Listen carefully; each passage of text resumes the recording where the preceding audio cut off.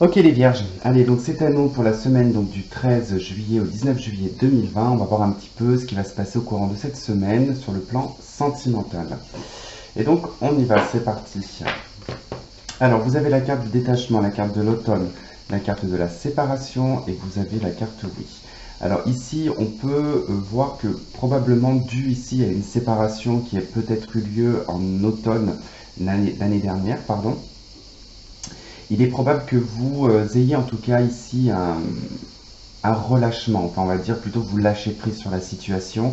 On voit ici que c'est validé avec la carte du oui, on nous dit que oui, il y a vraiment en tout cas un détachement, il y a un lâcher prise par rapport à une séparation. Il se peut également qu'au courant de cette semaine, vous ressentiez, en tout cas pour certaines personnes, le besoin ici de vous séparer. Parce que vous ressentez ici qu'il y a un détachement, vous commencez à vous détacher peut-être de la personne avec qui vous êtes. Et ici, on vient vous confirmer que oui, effectivement, une séparation serait en cours. Alors, dans les anges de l'amour, nous avons vous méritez l'amour. Vous êtes digne d'être aimé. Alors, si vous aviez en tout cas des doutes, que vous posiez beaucoup de questions sur le fait si vous aviez le droit ou pas d'être aimé, tout le monde a le droit d'être aimé. On vous dit ici que vous méritez en tout cas d'être aimé, vous méritez l'amour. Il faut juste être patient. Ensuite, vous avez la carte libre arbitre. Alors effectivement, ici, on peut nous parler par rapport à une séparation, qu'effectivement, l'une des deux parties, en tout cas, a son propre libre arbitre. On ne peut pas, en tout cas, aller à l'encontre de ça.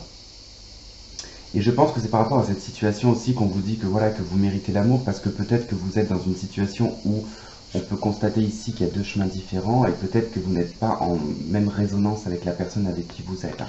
Donc, probablement ici un détachement à voir et le fait de se dire que voilà, vous méritez l'amour et de ne pas être dans une relation par habitude, par exemple.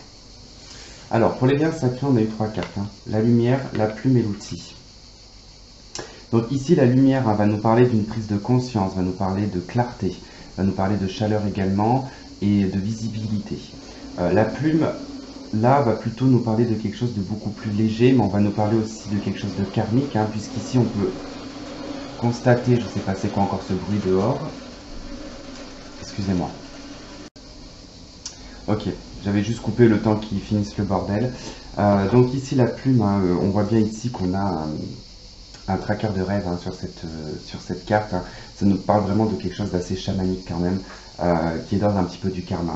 Donc pour moi en tout cas il y a une prise de conscience ici et un travail concernant en tout cas ce lien karmique. Et puis on voit que les choses elles se débloquent aussi également, parce que la lumière, la plume et l'outil, on peut voir que il y a cette notion un petit peu de relâchement, enfin pas de relâchement, mais on voit bien en tout cas le lâcher prise qui est présent ici parce qu'on retrouve la lumière, on retrouve la légèreté, on a aussi une connexion des rêves ici avec le tracker de rêve. Donc pour moi il y a quand même encore du travail, mais c'est en bonne voie. Et là vous avez la carte du saint.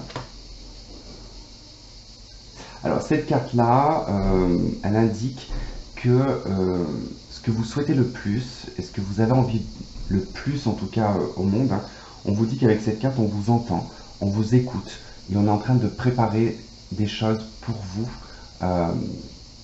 on va dire en subtilité, d'accord? Donc pour moi en tout cas il y a des choses qui commencent à se préparer pour vous. Voilà les vierges, en tout cas j'espère que ce tirage aura résonné avec vous, je vous souhaite de passer une très bonne semaine et puis je vous dis à la semaine prochaine, bye bye.